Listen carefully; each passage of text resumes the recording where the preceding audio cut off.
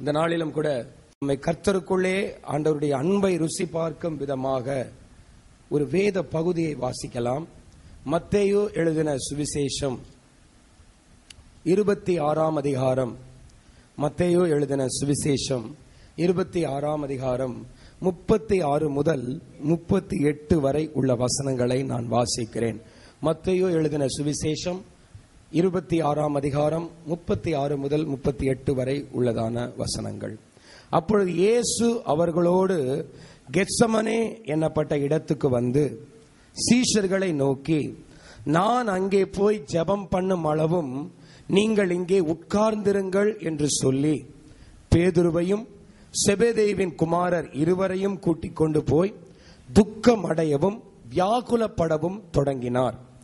அப்பொழுது அவர், என் ஆத்துமா மரணத்துக்கு ஏதுவான துக்கம் கொண்டிருக்கிறது, நீங்கள் இங்கே தங்கி என்னோடு கூட விழித்திருங்கள் என்று சொன்னார். அல்லேலூயா. தேவனுடைய நாமம் மகிமைப்படுவதாக. ஆண்டவராகிய இயேசு கிறிஸ்துவின் சிலுவை பாடுகளை நாம் தியானித்துக் கொண்டு இருக்கிற இந்த நாட்களிலே இன்றைக்கு ஒரு அருமையான வேத பகுதியை இந்த பரிசுத்த வேதாகமத்திலே நாம் வாசித்தோம். ஆண்டவராகிய இயேசு கிறிஸ்து தன்னுடைய சிலுவை பாடுகளை எங்கிருந்து துவங்கினார் என்று சொன்னால், கெத்சமனே தோட்டத்திலிருந்து அவருடைய பாடுகள் துவங்கப்பட்டது. அல்லேலூயா.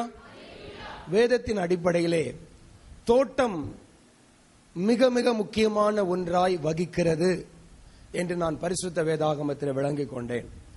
தேவனாகிய கர்த்தர் ஆதாம் என்னும் மனுஷனை பூமியின் மண்ணினாலே உருவாக்கினார். அவனுக்கு துணையாக அவனுடைய எலும்பிலே இருந்து ஏவாளை தேவன் உருவாக்கினார். அவர்கள் இருவரையும் தேவனாகிய கர்த்தர் ஆதியாகமம் 2ஆம் அதிகாரம் 15ஆம் வசனத்திலே ஏதேன் என்னும் தோட்டத்திலே கொண்டு வந்து வைத்தார். அவர்கள் அந்த ஏதேன் தோட்டத்தை பண்படுத்தவும் அந்த ஏதேன் தோட்டத்தை பாதுகாக்கவும் அங்கே கொண்டு வந்து அவர்களை வைத்தார் என்று சொல்லி அந்த வேத வசனத்திலே எழுதப்பட்டிருக்கிறது. அந்த வேத பகுதியை நாம் வாசிக்கும் பொழுது ஒரு உண்மை புரிகிறது. மனுஷனுடைய வாழ்க்கை எங்கே ஆரம்பமானது என்று சொன்னால் ஒரு தோட்டத்திலே ஆரம்பமானது. அல்லேலூயா. தேவன் ஆதாமுக்கும் ஏவாளுக்கும் ஒரு வாழ்க்கையை எங்கே ஆரம்பித்து வைத்தார்? அவர்கள் எங்கே தங்களுடைய வாழ்க்கையை ஆரம்பித்தார்கள் என்று சொன்னால் ரோட்ல இல்ல, தெருவில் இல்ல, ஆத்துல இல்ல. பைபிள் வசனம் சொல்லுது, அவர்கள் ஆண்டவர் தோட்டத்துக்குள்ளே வைத்து அவர்களுடைய வாழ்க்கையை ஆரம்பித்து வைத்தார். அல்லேலூயா. அந்த தோட்டத்தில் அவர்கள் மிக ஆசீர்வாதமாய் இருந்தார்கள், மிக சந்தோஷமாய் வாழ்ந்தார்கள். தோட்டத்திலே தேவனுடைய பிரசன்னத்தை கண்டார்கள், தேவனுடைய வார்த்தைகளை கேட்டார்கள், தேவனோடு உலாவினார்கள். அவர்களுக்கும் தேவனுக்கும் இடையே ஐக்கியம் மிக ஆசீர்வாதமாய் இருந்தது. அதே தோட்டத்திலே அவர்கள் தங்களுடைய அதிகாரங்களை இழந்து, தங்களுடைய பரிசுத்தத்தை இழந்து, தங்களுக்கும் தேவனுக்கும் இடையே உள்ள ஐக்கியத்தை இழந்து எல்லாவற்றையும் இழந்து போனவர்களாய் இப்பொழுது காணப்பட்டார். இப்பொழுது அந்த ஏதேன் தோட்டத்திலிருந்து தேவன் அவர்களை தள்ளிவிட்டார். எந்த தோட்டம் என்கிற ஒன்று மனுஷனுடைய வாழ்க்கைக்கு ஆரம்பமாகவும் மனுஷனுடைய வீழ்ச்சிக்கு அடையாளமாகவும் இருந்ததோ, அதே போல இயேசு நம்முடைய வாழ்க்கைக்கு ஒரு தோட்டத்தில் ஒரு ஆரம்பத்தை துவங்கி வைத்தார். அல்லேலூயா. கெத்சமனே தோட்டம் பாருங்க. இயேசு கிறிஸ்து சிலுவையின் பாடுகள் நம்ம விசுவாசித்து அறியும் பொழுது அந்த சிலுவையின் பாடுகள் ஒவ்வொன்றிலையும் இயேசு கிறிஸ்து என்ன எங்கெல்லாம் இயேசுவின் ரத்தம் சிந்தப்பட்டதோ அதெல்லாமே நம்முடைய ஆசீர்வாதத்துக்கு அடையாளம். ஆமென். இயேசு ரத்தம் சிந்தின இடத்திலிருந்தெல்லாம் நம்முடைய வாழ்க்கை ஆசீர்வாதம் ஆரம்பமாகுதுன்னு அர்த்தம். பைபிள் வசனம் சொல்லுது. லூக்கா எழுதின சுவிசேஷம் 22ஆம் அதிகாரம் 44வது வசனத்தில் நீங்க வாசித்து பார்த்தீங்கன்னா அங்க எழுதப்பட்டிருக்கிறது, அவர் அந்த கெத்சமனே தோட்டத்தில் செபிக்கும் பொழுது அவருடைய வியர்வை துளிகள் இரத்த துளிகளாய் தரையில தோட்டத்தில் விழுந்துச்சு. அப்போ அந்த தோட்டத்திலிருந்து நமக்காக இயேசு ரத்தம் சிந்தி இருக்கிறார். ஒரு அலையில சொல்லுங்க. அப்ப எந்த தோட்டத்திலே மனுஷன் அதிகாரத்தை இழந்தானோ, எந்த தோட்டத்திலே மனுஷன் தேவ பிரசன்னத்தை இழந்தானோ, எந்த தோட்டத்திலே தேவனுக்கும் இடையே அவனுக்கு இடையே உள்ள ஐக்கியத்தை இழந்தானோ, எந்த தோட்டத்தில் நித்திய ஜீவனை இழந்தானோ, ஒரு தோட்டத்தில் தேவன் அவனுடைய வாழ்க்கையை ஆரம்பித்து வைத்தார். அல்லேலூயா. முந்தின ஆதாம் இழந்தான், பிந்தின ஆதாமாகிய இயேசு கிறிஸ்து அதை நமக்கு சுதந்திரமாய் மீட்டு கொடுத்தார். ஆமென். அல்லேலூயா. அதனால இந்த நாளிலே எனக்கு ஆண்டவர் சொன்னாரு, கெத்சமனே தோட்டத்தை குறித்து தியானியுங்கள் என்று சொன்னார். இன்னைக்கு முழுக்க இந்த கெத்சமனே தோட்டத்திலே இயேசு கிறிஸ்து நமக்காக நிறைவேற்றின ஒவ்வொரு கிரியைகளையும் நான் தியானிக்க போகிறோம். அல்லேலூயா. இயேசு கிறிஸ்துவுக்கு கெத்சமனே தோட்டத்திற்கு வருவதற்கு முன்னதாகவே தான் மரணமடைய போகிறோம் என்று நிச்சயமாய் தெரியும். வேதம் சொல்லுகிறது, அவர் தன்னுடைய மரணத்தை எங்கிருந்து அவருடைய கண்களாலே காண ஆரம்பித்தார் என்று சொன்னால், பஸ்காவை பிடுகிறதிலிருந்து, பஸ்காவை அனுசரிக்கிறதிலிருந்து அவர் தன்னுடைய மரணத்தை காண ஆரம்பித்தார். நாம் திருவிருந்து என்று சொல்லுகிறோமே, அதைத்தான் இயேசு கிறிஸ்து பஸ்கா என்று சொல்லி அனுசரித்தார். அவர் அந்த அப்பத்தை எடுத்து பிடும் பொழுது அவருக்கு தெரியும், இந்த அப்பம் பிற்கப்படுகிறது போல இன்னும் ஒரு சில மணி நேரத்துக்குள்ளே நான் பிற்கப்பட போகிறேன். அந்த திராட்சை ரசத்தை எடுத்து பானம் பண்ண சீஷர்களுக்கு அவரும் எடுத்துக்கொண்ட பொழுது அவருக்கு தெரியும், இந்த பாத்திரத்துக்குள்ள ரசம் எப்படி இருக்கோ அதே மாதிரி இந்த பூமியில என்னுடைய ரத்தம் சிந்தப்பட போகிறது. அல்லேலூயா. அதனால யோவான் எழுதின சுவிசேஷம் 13ஆம் அதிகாரம் 21வது வசனத்துல இயேசு சொன்னாரு, அந்த பஸ்காவை சொல்றதுக்கு முன்னாடியே சொன்னாரு, ஆவியிலே கலங்கி இயேசு பேசினாராம். அல்லேலூயா. அப்பவே இயேசு ஆவியில கலங்க ஆரம்பிச்சிட்டாரு. இப்பொழுதிலிருந்து என் மரணம் ஆரம்பமாகிவிட்டது. அல்லேலூயா. நீங்க விசுவாசிங்க, ஆண்டவராகிய இயேசு கிறிஸ்துவின் சிலுவை பாடுகள் ஒவ்வொன்றும் மகிமையானது. ஆமென்.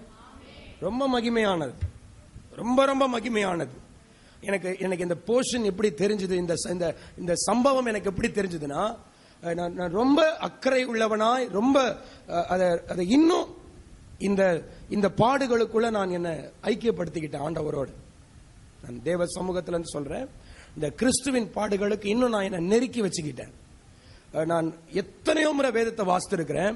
ஆனா நேத்து நைட்டு நான் ஒரு தீர்மானம் பண்ண, ஆண்டவரே, அந்த கெத்சமனேல இருந்து உங்க ஆவி போன அந்த கடைசி சம்பவம் வரைக்கும் நான் ஒவ்வொன்றையும் இன்னும் அதிகமாய் தியானிப்பேன்.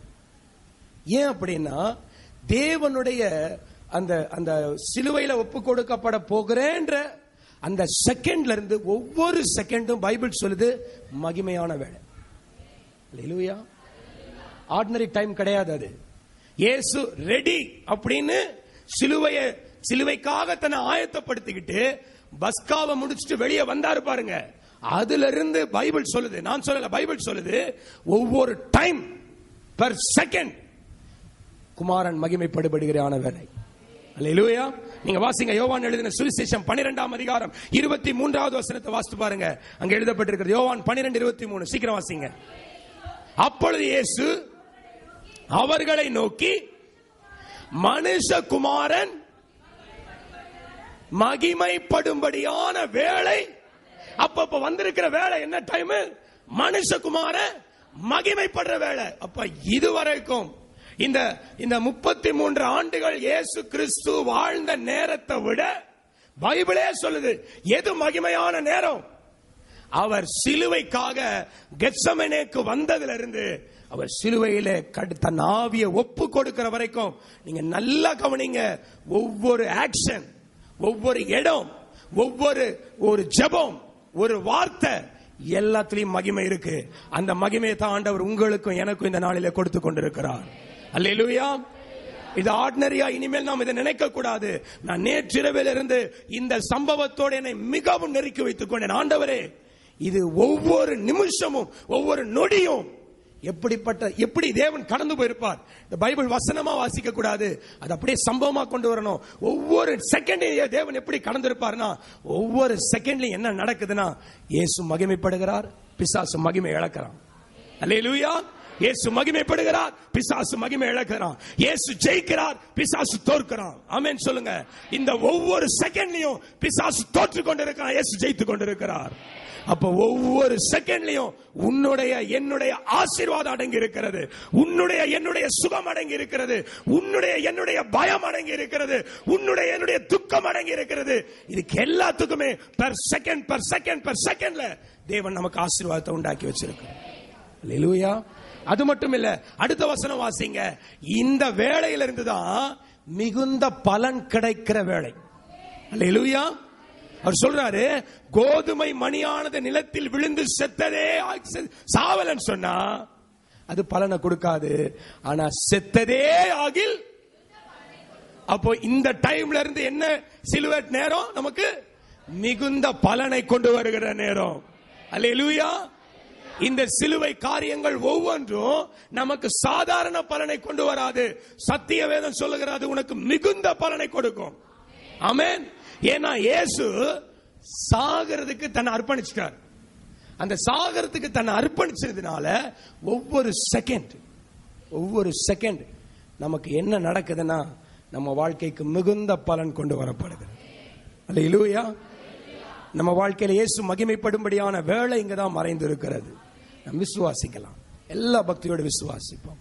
ஆண்டவருக்கு மகிமை உண்டாகட்டும். இப்ப இந்த கெத்சமனே தோட்டத்தை மாத்திரம் இந்த நாளிலே பரிசுத்த ஆவியானவர் தியானிக்க உதவி செய்வார்.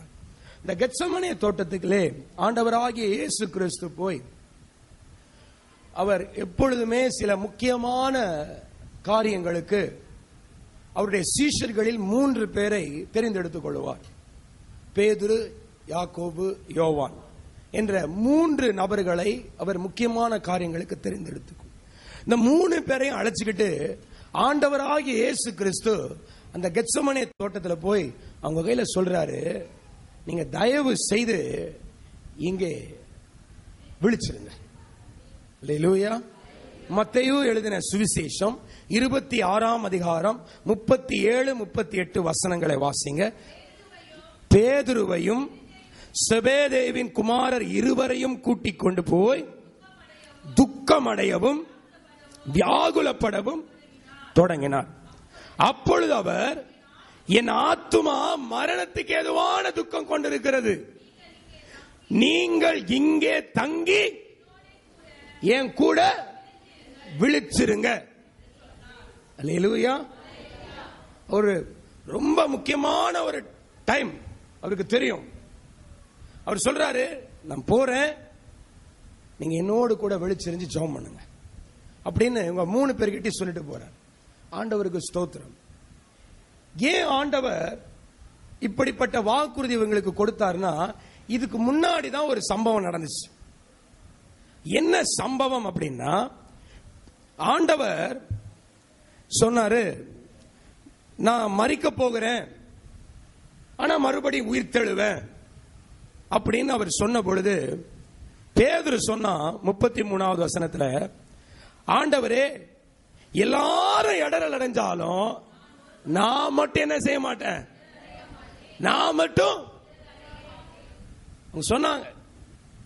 யார் வேணாலும் உங்களை விட்டு ஓடி போனாலும் ஏசப்பா நான் மட்டும் உங்களை விட்டு ஓடி போவே மாட்டேன், இடரலே அடைய மாட்டேன், நான் இடரலே அடைய மாட்டேன்.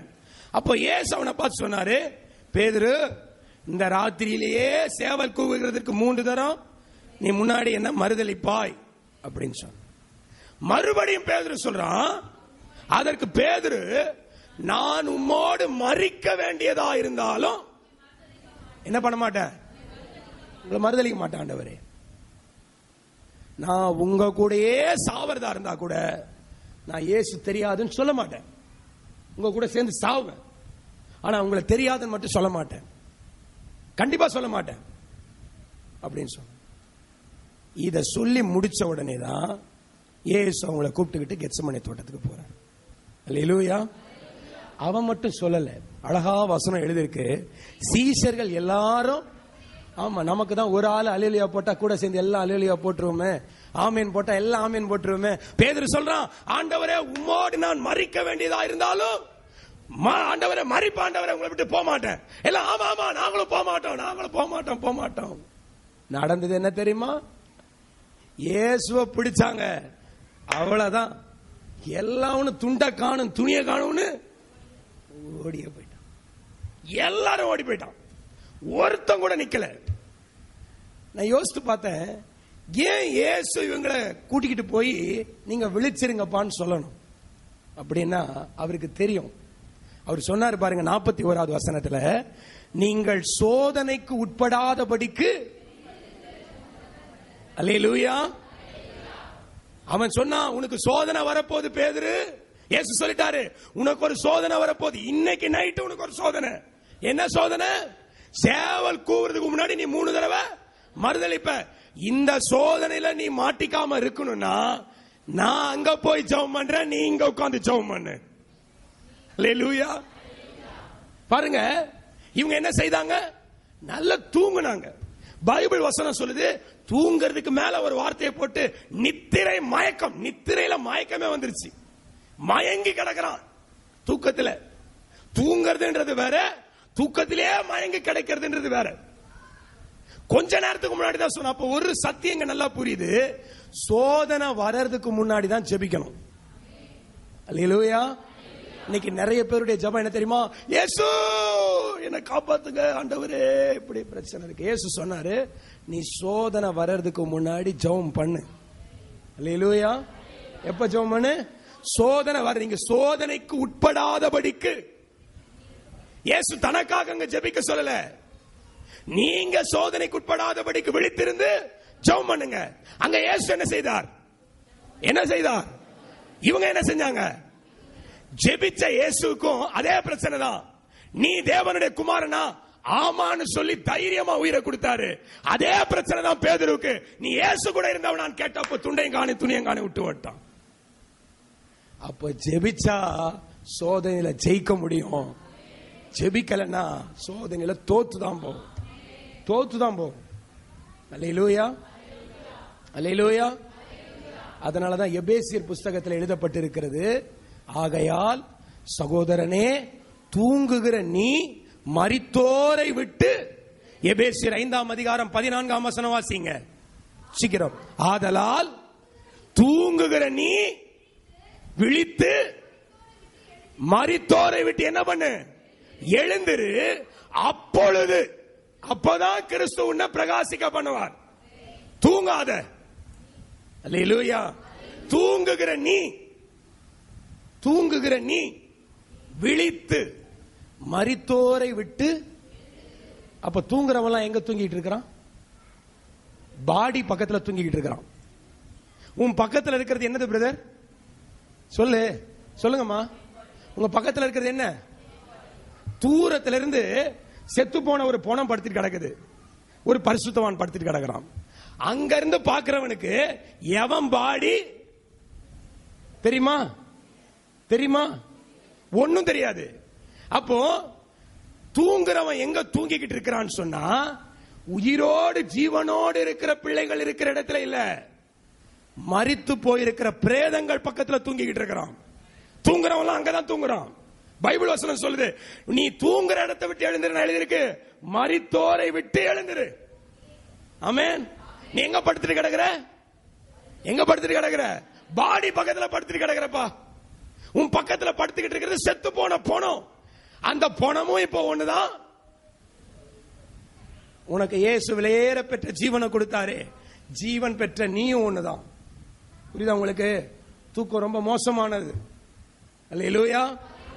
தூங்குகிறவன் எது பக்கத்தில் இருக்கிறான்னு சொன்னா, ஜீவனுள்ள தேவனிடத்திலேயோ ஜீவனுள்ள பரிசுத்தவான்கள் பக்கத்திலேயோ இல்ல, மரித்த பிரேதங்கள் அண்டையிலே படுத்திருக்கிறான். மரித்த பிரேதங்கள் அண்டையிலே படுத்திருக்கிறவனை கிறிஸ்துவால் பிரகாசிக்க வைக்க முடியாது.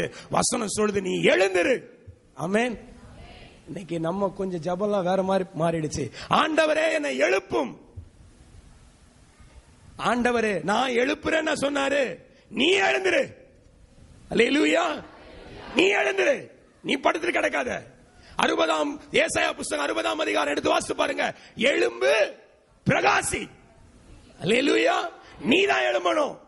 நீங்க சொல்றீங்க இயேசுவே என்னை எழுப்பும், இயேசுவே எனக்கு எழுப்புதே தாரும். இல்லங்க, நம்ம தான் எழும்பணும். ஆமென். நீ எழும்புனா தேவன் உன்னை பிரகாசிக்க பண்ண வல்லவரா இருக்கிறார். நீ எழும்புனா தேவன் உன்னை பிரகாசிக்க பண்ண வல்லவரா. தேவனுடைய நாமத்துக்கு மகிமை உண்டாகட்டும். இப்போ இங்க 3 பேரும் நல்லா தூங்கி கொண்டிருக்கிறார்கள். இயேசு சொன்னார், இனி தூங்க வேண்டிய அவசியம் இல்லை. அல்லேலூயா. இனி நீங்க தூங்க வேண்டிய அவசியமே இல்லை. இந்த கெத்சமனே தோட்டத்தில் ஆண்டவராகிய இயேசு கிறிஸ்து ஜெபிக்கும் பொழுது அவருடைய வியர்வை எல்லாம் இரத்த துளிகளாய் புறப்பட்டு அந்த தரையிலே விழுந்தது என்று வாசிக்கிறோம். ஆதியாகமங்களின் புத்தகம் 3ஆம் அதிகாரம் 19வது வசனத்தின் அடிப்படையிலே தேவன் 3 பேருக்கு 3 விதமான சாபங்களை கொடுத்தார். சர்ப்பத்துக்கு ஒரு சாபத்தை கொடுத்தார், ஏவாளுக்கு ஒரு சாபத்தை கொடுத்தார், ஆதாமுக்கு ஒரு சாபத்தை கொடுத்தார். அவர் ஆதாமுக்கு கொடுத்த சாபத்திலே உன் வேர்வையால் நீ ஆகாரத்தை புசிப்பாய் என்று எழுதப்பட்டிருக்கு. அப்படின்னா என்ன அர்த்தம்? அதுவரை உழைக்காமல் சாப்பிட்ட ஆதாம் இனி கடினமாய் உழைக்க வேண்டும். அல்லேலூயா. கடினமா உழைக்கணும். கடினமா உழைச்சா தான் உடம்புல இருந்து என்ன வரும்னா வேர்வை வரும். உங்களுக்கு புரியுதா? அல்லேலூயா. ஆண்டவருக்கு ஸ்தோத்திரம். நல்ல கடினமான உழைப்பு என்ன செய்யும்னா நம்ம சரீரத்திலிருந்து வியர்வை, அந்த வியர்வை சுரப்பிகள் வியர்வையை வெளியே தள்ளும். இப்போ நீங்க ஒரு காரியத்தை விசுவாசிங்க. இயேசு கிறிஸ்து இங்க கடினமான வேலை எதுவுமே செய்யல. பைபிள் சொல்லுது அவர் உடம்பு இருக்கிற இடத்தை விட்டு அசைய கூட இல்லை. ஆனா வியர்வைக்கு பதிலாக ரத்தம் வெளியே வந்துச்சு. வியர்வை வந்து அந்த வியர்வையில் இருக்கிற நரம்புகளுக்குள் இருந்த ரத்தம் பீரிட்டு வியர்வை துளிகளா சரீரத்தின் வழியா வெளியே வந்துச்சுன்னு சொன்னா அவர் எவ்வளவாய் தனக்குள்ளே நொறுக்கப்பட்டிருக்கிறார், உடைக்கப்பட்டிருக்கிறார், வியாகுலப்பட்டிருக்கிறார், துக்கப்பட்டிருக்கிறார். அல்லேலூயா. அல்லேலூயா. தேவனுடைய நாமத்துக்கு மகிமை உண்டாகும்.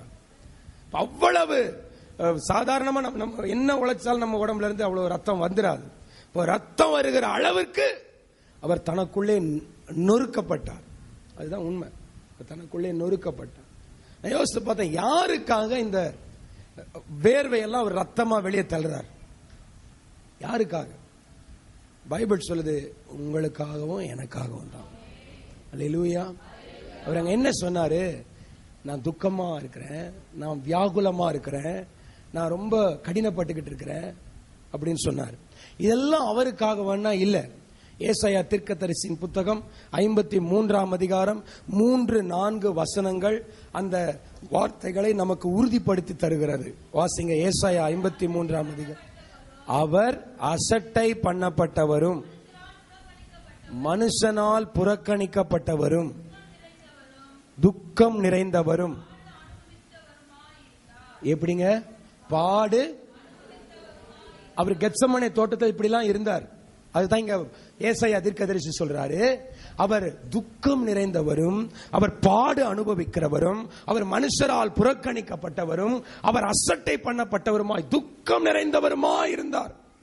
இப்ப இயேசு கெத்சமனே தோட்டத்தில் எப்படி இருக்காரு?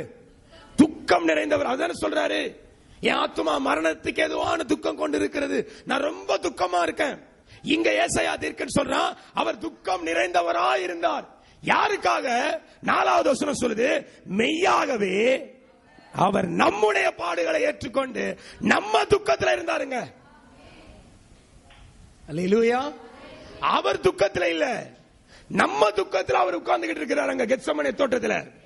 அவர் சுமந்தது, அவர் ஏற்றுக்கொண்டது, அவர் இப்பொழுது அழுது கொண்டிருக்கிறது, அவர் இப்பொழுது கவலைப்பட்டு கொண்டிருக்கிறது, இப்பொழுது அவர் கலங்கி கொண்டிருக்கிறது எல்லாம் அவரை நோக்கி எதிர்கொண்டு வரப்போகிற சிலுவைக்காக அல்ல. இது பல 100 வருஷங்களுக்கு முன்பாகவே ஏசாயா தீர்க்கதரிசி தீர்க்க தரிசனமா சொன்னாரு. உங்க துக்கங்களை தான் அங்க அவர் சுமந்துகிட்டு இருக்கிறார். ஆமென். அல்லேலூயா. அல்லேலூயா. தேவனுடைய நாமம் மகிமைப்படுவதாக. இந்த துக்கங்களை ஆண்டவர் தன்னுடைய சரீரத்திலே சுமந்தவராய், இந்த பாடுகளை தன்னுடைய சரீரத்திலே சுமந்தவராய், இந்த வேதனைகளை தன்னுடைய சரீரத்திலே சுமந்தவராய் உங்களுக்காக எனக்காக அவர் கெத்சமனே தோட்டத்திலே தம்முடைய ரத்தத்தை சிந்திக் கொண்டிருக்கிறார். அல்லேலூயா. ஆண்டவரே, நீர் என்னுடைய துக்கங்களை ஏற்றுக்கொண்டீர். ஆண்டவரே, என்னுடைய துக்கங்களை சுமந்திருக்கிறீர். ஆண்டவரே, என்னுடைய பாடுகளுக்காக நீர் அங்கே ஜெபித்துக் கொண்டிருக்கிறீர். ஆண்டவரே, ஆமென். இந்த கெத்செமனே தோட்டம் இன்றைக்கு நீர் எனக்காக கிரியை செய்த அற்புதமான தோட்டமாய் பார்க்கிறேன் ஆண்டவரே. இந்த கெத்செமனே தோட்டத்திலே இயேசு எனக்காக ஜெபித்துக் கொண்டிருக்கிற சம்பவத்தை நான் பார்த்து கொண்டிருக்கிறேன். இந்த கெத்செமனே தோட்டத்திலே இயேசு என்னுடைய பாடுகளுக்காக அவர் வியாகுலப்பட்டு கொண்டிருக்கிற காரியங்களை நான் பார்த்து கொண்டிருக்கிறேன். அல்லேலூயா. ஆண்டவருக்கு மகிமை உண்டாவதா. ஏன் ஆண்டவர் இவ்வளவு பெரிய ஒரு துக்கத்தை தன்னுடைய சரீரத்திலே சுமந்து கொண்டிருந்தார் என்று சொன்னால், வசனம் சொல்லுகிறது, அவருடைய பிள்ளைகளாகிய நாம் மாம்சத்தையும் இரத்தத்தையும் உடையவர்களாக இருக்கிறபடினாலே அவரும் இந்த உலகத்துக்கு மனுஷனாய் வந்தாராம். புரியுதா உங்களுக்கு? நீங்க ஃபிளஷோட நீங்க ஒரு மனுஷனா இருக்கிறதுனால கடவுளா வரல, கடவுள் மனிதனாக இந்த பூமிக்கு இறங்கி வந்தார். மனிதனாக இறங்கி வந்தார். அவர் மனிதனாக வாழ்ந்து பல காரியங்களை அவருடைய வாழ்க்கையின் ஒவ்வொரு கிரியைகளும் மனிதனுக்கு ஆசீர்வாதங்களை உண்டு பண்ண. நான் யோசிச்சு பார்த்தேன், இயேசு கிறிஸ்து இந்த இடத்துல ஏன் இவ்வளவு துக்கம் நிறைந்தவராக, இவ்வளவு பாடு நிறைந்தவராக இருந்தார்னா, நான் இன்னொரு விதமா யோசித்தேன். இன்னொரு விதமா கர்த்தர் எனக்கு ஒரு தியானத்தை கொடுத்தாரு. என் பிள்ளைங்க இந்த வாழ்க்கையில் எவ்வளவு கஷ்டப்படுறாங்க அப்படின்ற கஷ்டங்கள் அவர் அறிந்து கொள்ளும்படியா வந்தார். அல்லேலூயா. இன்னைக்கு நமக்கு ஒரு ஆள் துரோகம் பண்ணா நம்மளால தாங்க முடியல. நம்ம எல்லாரும் துரோகமே அடையக்கூடாதுன்றதுக்காக இயேசு யூதாசினால் துரோகப்படுத்தப்பட்டார். அவருக்கு அந்த இடத்துல நான் இதெல்லாம் யோசிச்சு பார்த்தேன். அந்த கெத்செமனே தோட்டத்தில் அவர் உட்கார்ந்துகிட்டு என்ன யோசிச்சிருப்பாருன்னா, ஆண்டவரே இதோ துரோகிகளும் பாவிகளும் ஆண்டவரே என் பிள்ளைகளுடைய வாழ்க்கையை கெடுக்கிற பலவிதமான கிரியைகளும் இந்த பூமியில இருக்கிறது. இவர்கள் இதனாலே பயந்து கொண்டிருக்கிறார்கள். எதிரிகளை குறித்து பயப்படுகிறார்கள், துரோகிகளை குறித்து பயப்படுகிறார்கள், வஞ்சகங்களை குறித்து பயப்படுகிறார்கள், சூழ்ச்சிகளை குறித்து பயப்படுகிறார்கள். எல்லாருடைய துக்கத்தையும் இந்த கெத்செமனே தோட்டத்திலே நான் சுமந்து கொண்டிருக்கிறேன். அல்லேலூயா, அல்லேலூயா. தேவனுடைய நாமத்துக்கு மகிமை உண்டு. அதனால்தான் வேதம் சொல்லுது, எபிரேயர் புஸ்தகம் 4:15 அவர் தாமே சோதிக்கப்பட்டு பாடுபட்டதினாலே சோதிக்கப்படுகிற உங்கள் ஒவ்வொருவருக்கும் இன்னைக்கு உதவி செய்து கொண்டே இருக்கிறார். அல்லேலூயா. அவர் தாமே சோதிக்கப்பட்டு மனுஷனாய் அவர் சோதிக்கப்பட்டு பாடுபட்டதினாலே ஒவ்வொரு மனிதர் பிள்ளைகளுக்கும் தேவ பிள்ளைகளுக்கும் அவர் உதவி செய்ய அவர் வல்லமையான தேவனார். அல்லேலூயா. தேவனுடைய நாமம் மகிமைப்படுவதாக. இந்த ஹோமியோபதி மருத்துவ முறையெல்லாம் நீங்க நல்ல கேள்விப்பட்டிருப்பீங்க. ஹோமியோபதி அப்படின்னு ஒரு ட்ரீட்மெண்ட் உண்டு. அலோபதி, ஹோமியோபதி, இந்த மாதிரி சில காரியங்கள் உண்டு. இந்த ஹோமியோபதி மருத்துவ முறையை கண்டுபிடித்தவர் ஹனிமேன் என்று சொல்லுகிற ஒரு மருத்துவர். இந்த ஹனிமேன் என்கிற டாக்டர் ஹோமியோபதி மருத்துவ முறையிலே மலேரியாவுக்கு பல வருஷங்களுக்கு முன்னதாக ஒரு பெரிய மருந்து கண்டுபிடிச்சாராம். அந்த மருந்து அவர் கண்டுபிடித்த பொழுது அந்த மருந்து இந்த மலேரியா வியாதியை நீக்குகிறதா இல்லையான்னு டெஸ்ட் பண்ணி பார்க்கணும். உடனே அவர் என்ன செய்தாராம், இந்த மலேரியாவை உண்டாக்குகிற கிருமி எடுத்து முதல்ல உடம்புல போட்டுக்கிட்டாராம். மலேரியா வியாதியை உண்டு பண்ணுகிற கிருமி எடுத்து தன்னுடைய சரீரத்தில் செலுத்தி கொண்டாராம். கொஞ்ச நேரத்துக்குள்ள அவர் மலேரியாவினால் பாதிக்கப்பட்டு மிக அவஸ்தைப்பட்டார். ரொம்ப அவருடைய சரீரம் பலவீனப்பட்டு போன பிற்பாடு இந்த மருந்தை எடுத்து மறுபடியும் போட்டாராம். நல்ல சுகமாயிருச்சான். அதுக்கப்புறம் தான் அந்த மருந்தை அவர் அறிமுகப்படுத்தினார். அப்போ ஒரு உலக பிரகாரமான ஒரு மருத்துவனாயிருக்கிற இவர் செய்கிறது போல நான் விசுவாசிக்கிறேன், இயேசு கிறிஸ்து முதலாவது இந்த உலக பிரகாரமான பாடுகளை எல்லாம் எடுத்து தன்னுடைய சரீரத்தில் போட்டுக்கிட்டார். அல்லேலூயா. எவ்வளவு வியாதிகள், எவ்வளவு வேதனைகள், எவ்வளவு பலவீனங்கள், எவ்வளவு துரோகங்கள், எவ்வளவு பிரச்சனைகள் இயேசு எல்லாவற்றையும் தனக்குள்ளே செலுத்தி அதற்கு பிராயச்சித்தமா தன்னுடைய ரத்தத்தை சிந்தி நம்ம ஒவ்வொருவருக்கும் மீட்பை ஏற்படுத்தி வைத்தார். அல்லேலூயா. தேவனுடைய நாமம் மகிமைப்படுவதாக. இந்த வேளையில் இந்த கெத்செமனே தோட்டத்தில் ஆண்டவராகிய இயேசு கிறிஸ்து ஜெபித்த 3 காரியங்களுக்கான ஜெபங்கள் இங்கே எழுதப்பட்டிருக்கிறது. 3 காரியங்களுக்காக இயேசு ஜெபித்திருக்கிறார். என்ன 3 காரியங்கள் என்று சொன்னால், அந்த 37, 38 வசனங்களை நம்ம கவனமா வாசிக்கும் பொழுது அங்கே நான் சொல்றேன் பாருங்க. துக்கம் அடையவும் 1, வியாகுலப்படவும் 2, மரணத்துக்கு ஏதுவான துக்கம் 3. புரியுதா உங்களுக்கு? இந்த 3 காரியங்களுக்காக தான் ஆண்டவராகிய இயேசு கிறிஸ்து கெத்சமனே தோட்டத்தில் ஜெபம் பண்ணார். இந்த 3மே நமக்காக தான். முதலாவது துக்கம், 2வது வியாகுலம், 3வது மரணத்துக்கு ஏதுவான துக்கம். இந்த 3 காரியங்களுக்காகவும் ஆண்டவராகிய இயேசு கிறிஸ்து தன்னுடைய ரத்தத்தையே சிந்தி நம் ஒவ்வொருவருக்காக ஜெபித்தார். அல்லேலூயா. முதலாவது துக்கத்தை குறித்து சொல்றேன் பாருங்க. இந்த துக்கம் எப்படி வருகிறது அப்படின்னா, கவலையால தான் துக்கமே வருது.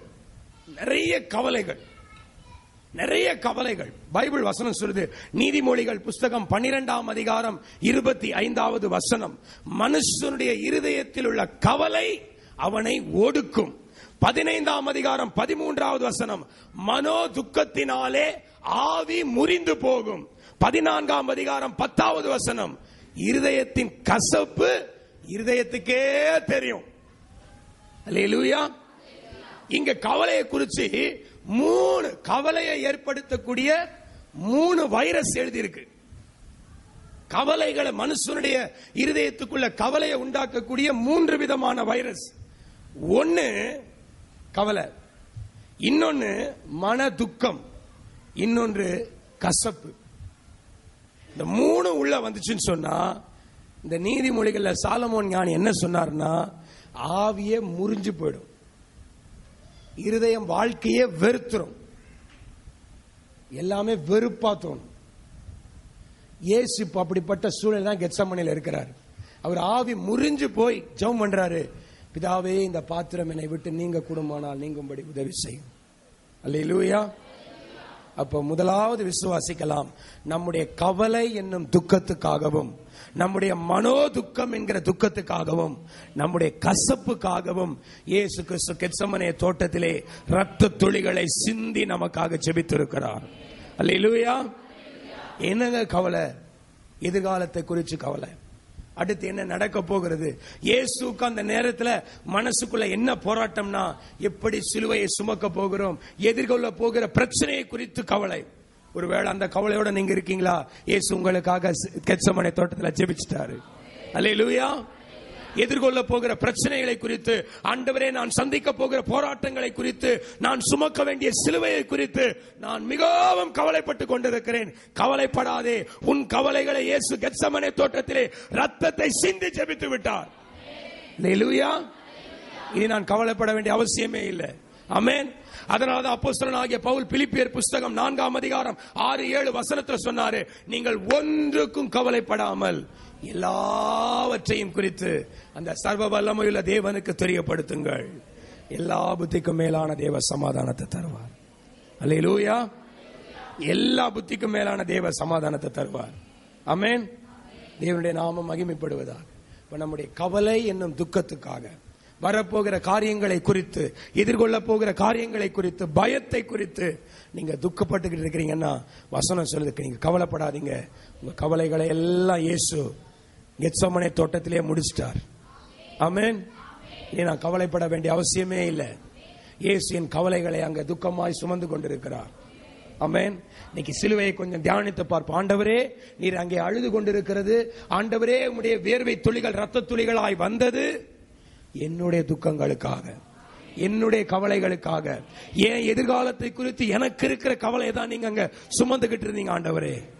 அல்லேலூயா. ஏன் பிரச்சனை தான் நீங்க அங்க சுமந்துகிட்டு இருந்தீங்க ஆண்டவரே. ஆமென். அல்லேலூயா. இங்க பாருங்க, நம்ம எப்பவுமே விசுவாசிக்கணும். அதே மாதிரி நான் சொல்றேன், நாமளும் கூட துக்கப்படக்கூடாது.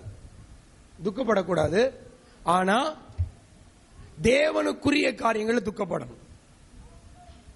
உலக காரியங்களுக்காக துக்கப்படக்கூடாது. தேவனுக்குரிய காரியம், ஐயோ இன்னும் எனக்குள்ள தேவன் விரும்புகிற பரிசுத்தம் வரலையேன்னு துக்கப்படணும். புரியுதா உங்களுக்கு? ஐயோ ஆண்டவர் இன்னும் என் கையில நல்ல ஒரு ஊழியத்தை இன்னும் கொடுக்கலையேன்னு துக்கப்படணும். ஆண்டவர் இன்னும் என்ன இந்த காரியத்தை எனக்கு ஆவிக்குரிய வரங்களை கொடுக்கலையேன்னு துக்கப்படணும். கனிகளை கொடுக்கலையேன்னு துக்கப்படணும். நீங்க தேவனுடைய காரியங்களுக்காக துக்கப்படுறது நல்லதான். நான் சொல்ல, பைபிள் சொல்லு, வாசிங்க. 2 கொரிந்தியர் 7ஆம் அதிகாரம் 10வது வசனம். சீக்கிரம் வாசிங்க. நல்லா கவனிங்க. தேவனுக்கு ஏற்ற துக்கம், அதுக்கு மனஸ்தாபத்துக்கு இடம் இல்லங்க. தேவனுக்கு ஏற்ற துக்கம் என்ன செய்து பாருங்க, ரட்சிப்புக்கு ஏற்றதை கொண்டு வருகிறது. அல்லேலூயா. தேவனுக்கு ஏற்ற துக்கம். ஆமென். ஏசப்பா இன்னும் நான் நீங்க விரும்புற மாதிரி பரிசுத்தமா இல்லையேன்னு அழுதா அங்க என்ன நடக்கும்? ரட்சிப்பு உண்டாகும். புரியுதா உங்களுக்கு? அதை விட்டுட்டு அடுத்த வார்த்தை வாசிங்க. லௌகிகம்னா உலகம். இந்த உலக துக்கமோ என்ன கொண்டு வருமாங்க? ரொம்ப அழகா எழுதியிருக்காருங்க பவுல். லௌகீக துக்கம். இன்னைக்கு நிறைய பேர் ஏன்பா துக்கமா இருக்கிறான்? பணம் இல்ல, சாப்பாடு இல்ல, பிரச்சனை, அந்த ப்ராப்ளம், வேலை இல்ல, வருமானம் இல்ல, உயர்வு இல்ல. நீங்க இதுக்கெல்லாம் துக்கப்படக்கூடாது. பவுல் ரொம்ப தெளிவா எழுதினாரு. தேவனுக்கு ஏற்ற துக்கம், தேவனுக்கு ஏற்ற துக்கம். மனஸ்தாபப்படுறதுக்கு இல்ல. ஆமென். அல்லேலூயா. இப்ப ஆண்டவர் வசனத்தின் மூலமா உங்களை கண்டிக்கிறாருன்னு வைங்க, உங்களை ஆண்டவர் சிக்ஷிக்கிறாருன்னு வைங்க, உங்களை ஆண்டவர் நீங்கள் செய்த குற்றங்களை உங்களுக்கு சொல்லி உங்களை ஆண்டவர் கண்டிக்கிறார்னா நீங்க போய் உட்கார்ந்து மனஸ்தாபப்படக்கூடாது. ஐயோ என்ன ஆண்டவர் திட்டாரு, என்ன ஆண்டவர் இப்படி சொல்லிட்டாரு, என்ன ஆண்டவர் இப்படி செஞ்சிட்டாரு. நீ என்ன செய்யணும்? சந்தோஷமா ஆண்டவருக்கு நன்றி சொல்லணும். அல்லேலூயா. அது வசனம் சொல்லுது. தேவனுக்கு ஏற்ற துக்கம் மனஸ்தாபப்படுறதுக்கு அவசியம் இல்ல, அது மனம் திரும்புதலுக்கு ரட்சிப்புக்கு ஏதுவான. அல்லேலூயா. ஆனா லௌகீக துக்கம், நான் வியாதியா இருக்கேன், நான் பலவீனமா இருக்கேன், நான் பிரச்சனையா இருக்கிறேன், எல்லாவற்றையும் இயேசு சுமந்து விட்டார். அல்லேலூயா. எல்லா பாடுகளையும் இயேசு ஏற்றுக்கொண்டார். ஆமென். அல்லேலூயா. லௌகீக துக்கம் மரணத்தை கொண்டு வரும். கிறிஸ்துவுக்காக நாம் ஏற்றுக்கொள்ளுகிற துக்கம் நம்முடைய வாழ்க்கையில ரட்சிப்பை கொண்டு வரும். விசுவாசிங்க. இயேசு கிறிஸ்து இந்த ஒரு பாடத்தை தான் நமக்கும் கற்றுக் கொடுத்திருக்கிறார். அவர் யாருக்காக துக்கப்பட்டார்னா நமக்காக. தேவனுக்கு ஏற்ற துக்கம், அவர் பிதாவுக்கு ஏற்ற துக்கம் உடையவராய் அந்த கெத்செமனே தோட்டத்தில் ஜெபிச்சதுனால அது நம் ஒவ்வொருவருக்கும் ரட்சிப்புக்கு ஏதுவானதாய் அமைந்திருக்கிறது. புரியுதா? அல்லேலூயா. இரண்டாவதாக அவர் வியாகுலப்படவும் தொடங்கினார் என்று எழுதப்பட்டு. வியாகுலப்பட்டார். வியாகுலப்பட்டார்னா பெருமூச்சு விட்டார், பெருமூச்சு விட்டு ஜெபிச்சார் நமக்காக. அதுதான் வியாகுலம். இருதயத்தின் வியாகுலத்தில் என்ன வரும் அப்படின்னா வார்த்தையே வராது, பெருமூச்சு வரும், பெருசா மூச்சு வரும். சொல்லுவாங்க, எப்படி இருக்கீங்க? இருக்கிற அவங்க இருக்கிறாங்கன்றது கண்ணால பார்க்கும் போதே தெரியுது. ஆனா எப்படி இருக்கிறாங்கன்றது அவங்க விட்ட பெருமூச்சிலேயே தெரியுது. அல்லேலூயா. அவங்க இருக்கிறாங்கன்றது நம்ம கண்ணில் பார்த்து ஐடென்டிஃபை பண்ணிட்டோம். இருக்கிறாங்க பிரதர், இருக்கிறாங்க சிஸ்டர். ஆனா எப்படி இருக்கிறாங்க அந்த விட்ட ஒரு பெருமூச்சுல தெரிஞ்சு போச்சு. சுத்தமா இவங்க நல்லாவே இல்லை. இயேசு கிறிஸ்து அந்த கெத்செமனே தோட்டத்தில் பைபிள் சொல்லுது வியாகுலப்பட்டார். பெருமூச்சோடு, பெருமூச்சு விட்டு தேவன் நமக்காக ஜெபித்துக் கொண்டிருக்கிறார். அல்லேலூயா. அதுதான் பவுல் சொன்னாரு ரோமர் புஸ்தகம் 8ஆம் அதிகாரம் 26வது வசனத்துல, அவர் உனக்காக எனக்காக வாக்கு கடங்கா பெருமூச்சுகளோடு பிதாவினிடத்தில் என்ன பண்றாராம்? என்ன பண்றாராம்? அல்லேலூயா. சரி, யாராவது ஒருத்தர் நல்ல பெருமூச்சு விட்டுக்கிட்டு பேசுங்க பார்க்கலாம். பேச முடியுமா? பேச முடியுமா? ரெண்டு செய்ய முடியாதுங்க.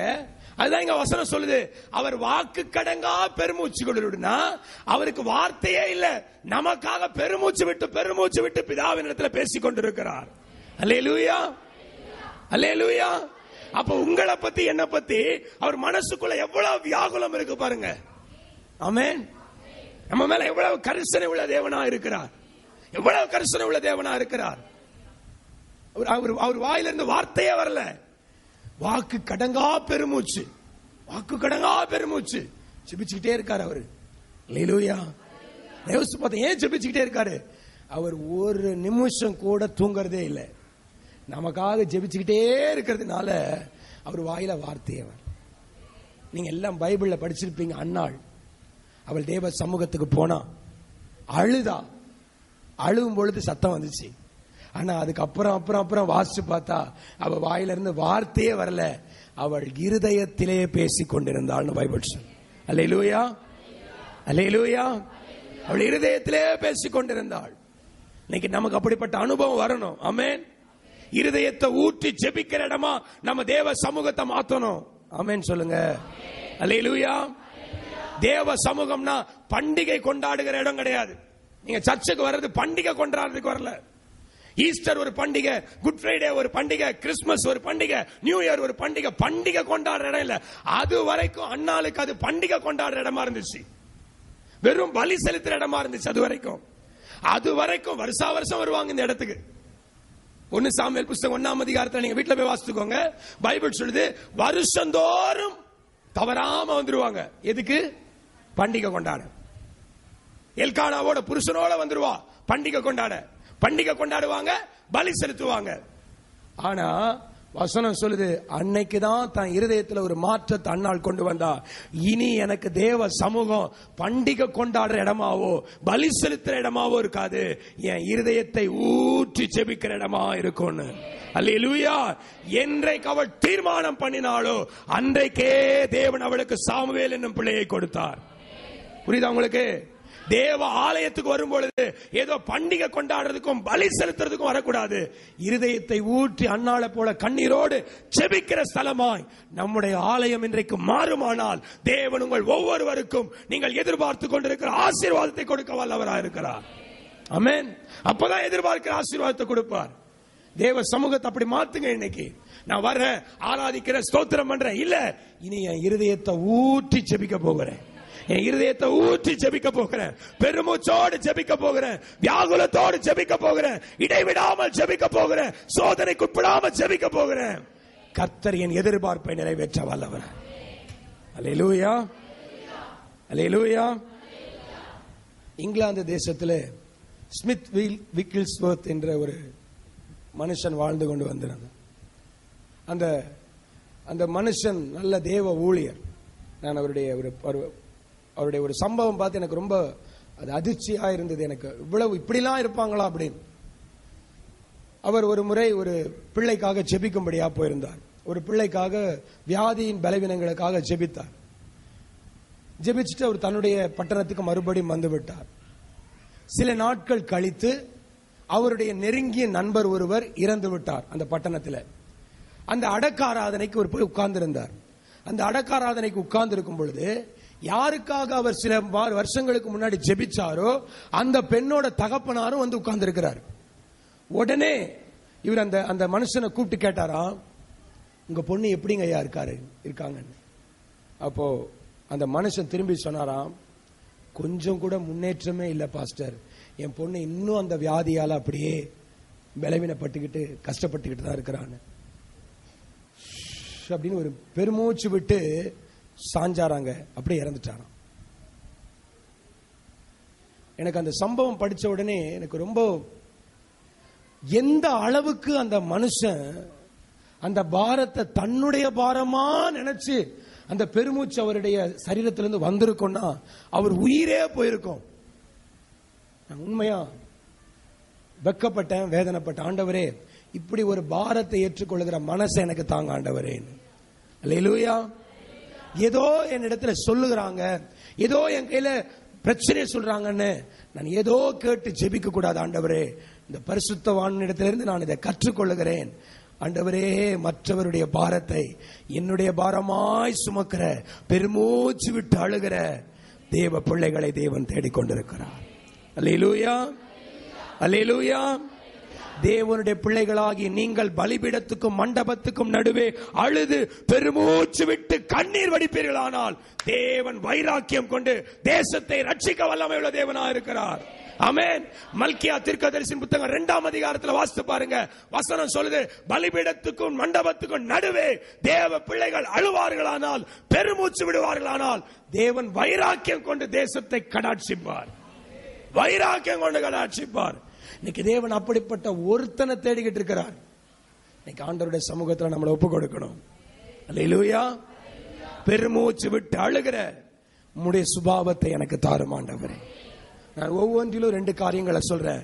இயேசு எதற்காக துக்கப்பட்டார், நாம் அந்த மாதிரி துக்கப்படணும். இயேசு எதுக்காக பெருமூச்சு விட்டார், நாமளும் அதே மாதிரி பெருமூச்சு. 2 காரியங்களை சொல்றேன். நீங்க விசுவாசிங்க. ஆண்டவரே எங்களுக்கு அப்படிப்பட்ட கிருபை தாங்க ஆண்டவரே. அல்லேலூயா. கடைசியா ஒரு காரியத்தை சொல்லி நான் கடந்து போவோம். 3வது வசனம் மத்தேயு 26:38 சொல்லுது, அவர் ஆத்துமா மரணத்துக்கு ஏதுவான துக்கம் கொண்டிருந்தது.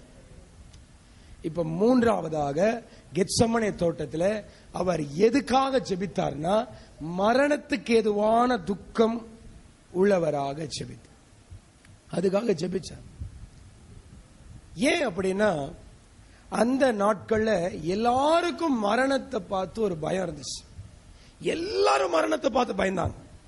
யாரா இருந்தாலும் மரணத்தை பார்த்து பயந்தாங்க. யாருக்குமே அந்த நாட்கள்ல மட்டும் இல்ல, இப்ப கூட சொல்லலாம், யாருக்கு தான் மரணம் சொன்னா சந்தோஷமா வரட்டும் வரட்டும் அப்படின்னு வரவேற்கிறது யாரு? யாருமே கிடையாது. ஐயோ சாவா, இல்ல இல்ல நான் இன்னும் ஒரு 300 வருஷம் வாழ்ந்துட்டு அப்புறம் இதுதான் நினைக்குது மனசு. ஆண்டவருக்கு ஸ்தோத்திரம். அல்லேலூயா.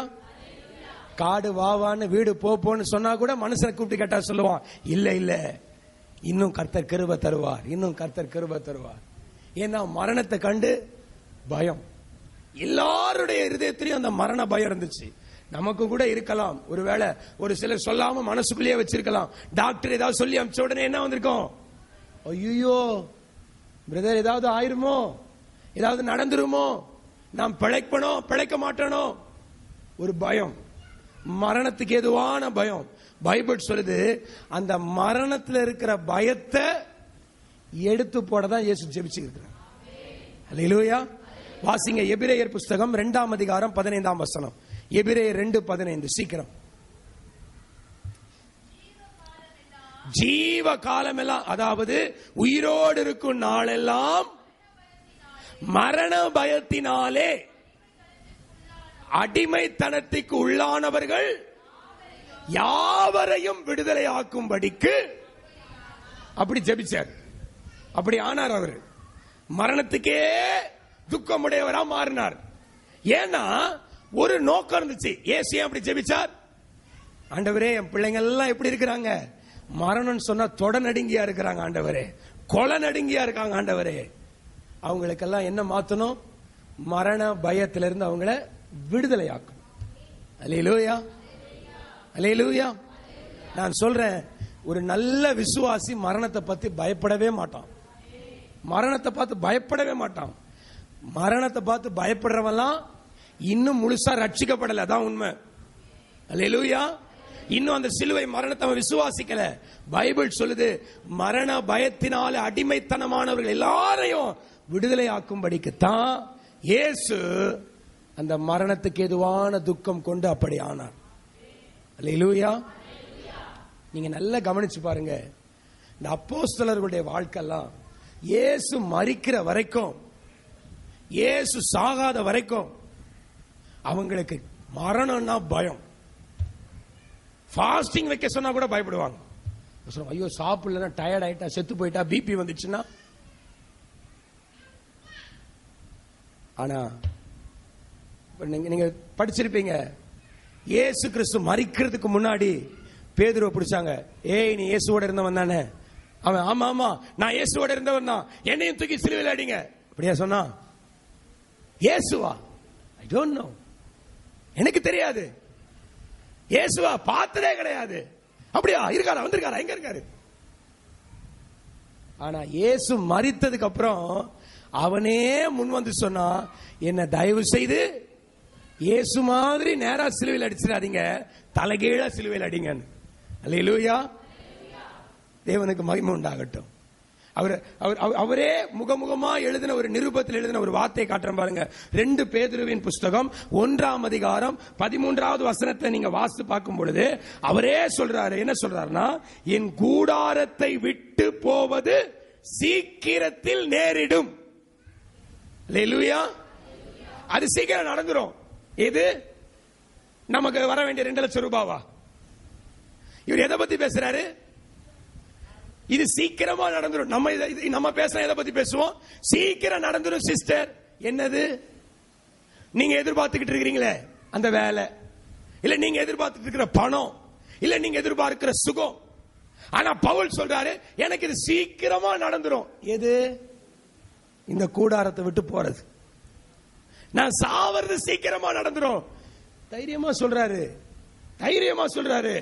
பேதுருவை பத்தியோ, பேதுரு அப்ப எங்கயா போச்சு உனக்கு? அப்ப இயேசு கூட இருந்தியான்னு கேட்டா அவரையே சபிச்சியே, இப்ப எங்க வந்துச்சு உனக்கு தைரியம்? சொல்லுவாரு, எனக்கு தெரியும் பிரதர், இயேசு அப்படி மரிச்சாரு, 3வது நாள் உயிரோட எழுந்துட்டாரு. அல்லேலூயா.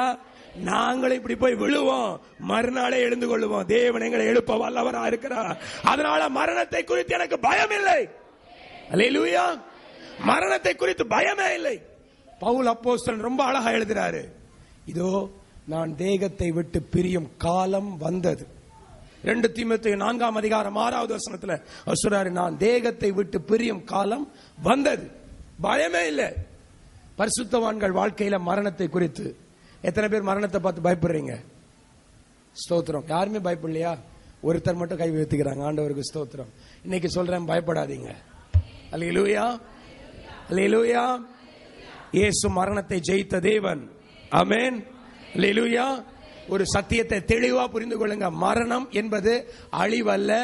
மரணம் என்பது இந்த தேகத்தை விட்டு இந்த உயிர் பிரிவது. ஆமென். பிரிவது. புரியுதா? எத்தனை பேர் வாழ்க்கையில பிரிவு நடந்திருக்கு? ஏதோ ஒரு பிரிவு.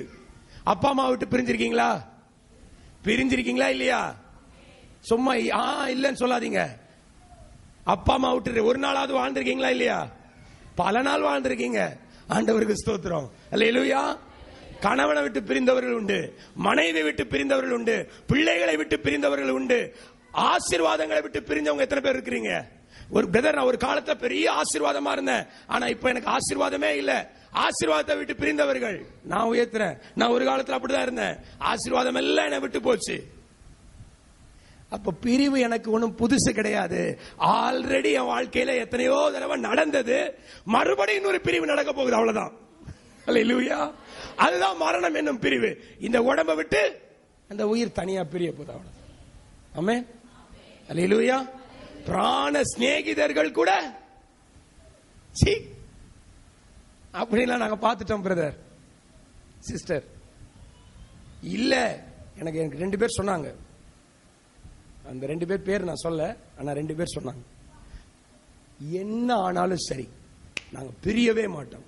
ஆனா 2மே பொம்பளை பிள்ளைங்க. ஆண்டவருக்கு ஸ்தோத்திரம். ஏன்னா தப்பா புரிஞ்சுப்பீங்களா நீங்க, அதுக்காக சொல்றேன். 2 பேருமே பொம்பளை பிள்ளைங்க. என்ன ஆனாலும் சரி நாங்க பிரியவே மாட்டோம். வேற ஆம்பளை பிள்ளை சொல்றதெல்லாம் அது அடிக்கடி நடக்கும், நிறைய புரிஞ்சிடும், விட்டுக்கும் ஒட்டிக்கும் எல்லாம் நடக்கும். அது வேணாம். 2 பொம்பளை பிள்ளைங்க சொன்னாங்க, நாங்க பிரியவே மாட்டோம், நாங்க எப்படி ஒன்னா இருப்போம். எங்க போனாலும் இந்த 2 பிள்ளைங்களும் ஒன்னா பார்க்கலாம். ஒன்னா போவாங்க, ஒன்னா வருவாங்க, ஒன்னாவே இருப்பாங்க, ஒன்னாவே சாப்பிடுவாங்க. அப்பா கல்யாணம்னு ஒன்னு ஆச்சு, அவ்வளவுதான், பிரிஞ்சுட்டாங்க. அல்லேலூயா. அதுக்கப்புறம் பார்த்தா அந்த பொண்ணும் அந்த பொண்ணோட புருஷனும் ஒன்னா போறாங்க, ஒன்னா வராங்க. இவளை பார்த்தா இவ தனியா போறா, தனியா வரா. என்னமா என்ன பண்றது? இதான் காலம், இதான் நேரம். அட லூசு, இதுதானே பைபிள் சொல்லுது. அல்லேலூயா. அதெல்லாம் பிரிச்சிரும். பிரியாதெல்லாம் சொல்லாதீங்க. அது போலத்தான் மரணமும் நம்முடைய வாழ்க்கையில ஒரு பிரிவு. அல்லேலூயா. இது கேளுங்களேன், சொல்லுவாங்க, இது தெரியுமா உனக்கு? தெரியும். உன் ஃப்ரெண்டு ஒரு நாள் நொட்டு போயிருவான், தெரியுமா? தெரியும். அப்புறம் ஏன்டா உயிரை கொடுக்கணும்னு நினைக்கிற? கொடுத்தா இயேசுவுக்கு கொடுக்கணும்னு நினைச்சுக்கோ. ஆமென். அல்லேலூயா. அப்ப விசுவாசிக்கலாம். மரண பயத்திலே இருக்கிறவர்களை விடுதலை ஆக்கும்படிக்கு இயேசு கிறிஸ்து நமக்காக ஜெபித்திருக்கிறார், நமக்காக அப்படி ஆனார். ஆமென். 3 காரியங்களை நாம் தியானித்தோம். ஆண்டவரே, நீர் துக்கப்பட்டீர், நீர் வியாகுலப்பட்டீர், நீர் மரண பயத்தை எங்களை விட்டு எடுத்து போட்டீர். என் துக்கம் எல்லாம் இயேசு கெத்சமனே தோட்டத்திலே முடிச்சிட்டார். அல்லேலூயா. என் வியாகுலத்தை எல்லாம் இயேசு கெத்சமனே தோட்டத்திலே முடிச்சிட்டார். ஆமென். என்னுடைய மரண பயத்தை எல்லாம் இயேசு கெத்சமனே தோட்டத்திலே முடிச்சிட்டார். அல்லேலூயா. அந்த இயேசு கிறிஸ்துவின் விலையேற பெற்ற ஒரு சொட்டு துளி ரத்தம் கூட உங்க வாழ்க்கையின் வாழ்க்கையிலையும் அற்புதம் செய்கிற ஒன்றாக இருக்கு. நாம் அப்படியே முழங்கால் படிடுவோம். தேவன் நம்மை ஆசீர்வதிப்பார். நன்றி ஆண்டவரே. மகா பரிசுத்தமுள்ள நல்ல தகப்பனே, அருமையான ஆசீர்வதிக்கப்பட்ட நல்ல வேலைக்காக நன்றி சொல்லுகிறேன். வந்திருக்கிற ஒவ்வொரு சகோதரர்களுக்காக, சகோதரிகளுக்காக, ஒவ்வொரு பிள்ளைகளுக்காக இயேசுவின் நாமத்தில் ஸ்தோத்திரம் பண்ணுகிறேன். ஒவ்வொருவரையும் ஆண்டவரே நீர் ஆசீர்வதிப்பீராக. கெத்சமனே தோட்டத்திலே எங்கள் ஆண்டவராகிய இயேசு கிறிஸ்து எங்களுக்காக செய்த 3 அற்புதமான காரியங்களை இந்த நாளிலே நாங்கள் தியானித்தோம். இனி ஆண்டவரே, மரணத்தை குறித்து பயப்படுகிறவர்கள் மரணத்தை குறித்து பயப்படாதபடிக்கும், ஆண்டவரே எதிர்காலங்களை குறித்து துக்கப்படுகிறவர்கள் எந்த காரியத்தை குறித்து துக்கப்படாதபடிக்கும், ஆண்டவரே வியாகுலப்பட்டு பெருமூச்சு விட்டு கண்ணீர் வடிக்கிறவர்கள் இனி பெருமூச்சு விடாதபடிக்கும், ஆண்டவரே நீர் இவர்களுக்காக சிந்தின இரத்த துளிகளை இப்பொழுதே இயேசுவின் நாமத்தில் இவர்கள் மேல் தெளிக்க வேண்டுமாய் ஜெபிக்கிறேன். இவர்கள் மேல் தெளிப்பீராக, தெளிப்பீராக, தெளிப்பீராக, இயேசுவின் நாமத்தில் தெளிப்பீராக. இவர்கள் துக்கங்கள், இவர்கள் வியாகுலங்கள், இவருடைய மரண பயம் எல்லாம் இந்த கல்வாரி சிலுவை தியான நாளிலே இயேசுவின் நாமத்தினாலே வெளியேறுவதாக. தேவன் புது நம்பிக்கையும் தைரியத்தையும் கொடுத்து ஒவ்வொருவரையும் ஆசீர்வதியும், கிருபைகளால் நிரப்பி வழி நடத்தும். தொடர்ந்து எங்களை உம்முடைய கரத்திலே தாழ்த்தி ஒப்புக் கொடுக்கும். ஆசீர்வதிப்பீராக. திருவிருந்து பந்தியை ஆசீர்வதித்து தகப்பனே சாட்சியோடு நடத்தும். இயேசுவின் நாமத்தில் பிதாவே, ஆமென். Praise the Lord. கர்த்தர் உங்களை ஆசீர்வதிப்பார்.